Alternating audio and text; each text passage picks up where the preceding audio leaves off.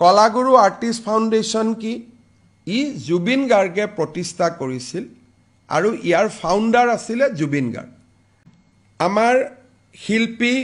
সকলোৰে মৰমৰ আদৰৰ জুবিন গাৰ্গৰ জীৱনৰ শেষ সিনেমা ৰৈ ৰৈ বিনালে সিনেমা হলত 31 তাৰিখে আহিব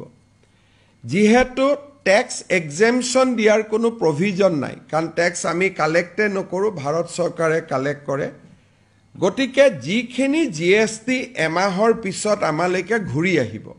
কালেকশনৰ এক মাহ পিছত আমালৈকে ঘূৰি আহিব এই টকাটো আমি কি কৰিম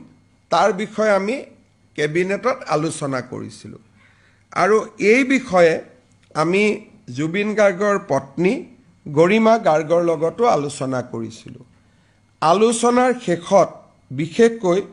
গৰিমা গাৰ্গৰ পৰামৰ্শ অনুসৰি এই জিএসটিটো আমি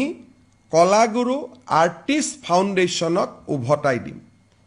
কলাগুৰু আৰ্টিষ্ট ফাউণ্ডেশ্যন কি ই জুবিন গাৰ্গে প্ৰতিষ্ঠা কৰিছিল আৰু ইয়াৰ ফাউণ্ডাৰ আছিল জুবিন গাৰ্গ আৰু জুবিন গাৰ্গে কিয় প্ৰতিষ্ঠা কৰিছিল বেমাৰ আজাৰ হলে শিল্পীসকলক সহায় কৰিবৰ কাৰণে আৰু বানপানীৰ সময়ত ৰাইজক সহায় কৰিবৰ কাৰণে ষ্টুডেণ্টক এডুকেশ্যনত সহায় কৰিবৰ বাবে জীৱন কালত জুবিন গাৰ্গে কলাগুৰু আৰ্টিষ্ট ফাউণ্ডেশ্যনটো আৰম্ভ কৰিছিল আমি ৰাজ্য চৰকাৰৰ যেটো জিএসটিৰ অংশ আমি কালেক্ট কৰিম এই গুটে কালেকশনটো আমি কলাগুৰু আৰ্টিষ্ট ফাউণ্ডেশ্যনত আমি ডনেট কৰিম আৰু এই ফাউণ্ডেশ্যনটো মই আগতে কৈ যোৱাৰ দৰে ই জুবিন গাৰ্গে গঠন কৰিছিল দুখীয়া মানুহক সহায় কৰাৰ কাৰণে আৰু মই ভাবো যে এই পুঁজি কেইটাৰে তেখেতৰ যেটো জীৱন কালত তেওঁ যেটো লক্ষ্য আছিল উদ্দেশ্য আছিল এই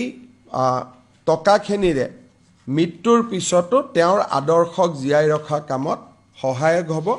আৰু বিষয়টো আমি তেওঁৰ পৰিয়ালৰ লগতো আলোচনা কৰিছিলো পৰিয়ালেও বিচাৰে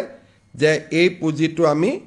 জুবিন গাৰ্গক সন্মান কৰি কলাগুৰু আৰ্টিষ্ট ফাউণ্ডেশ্যনত দিব লাগে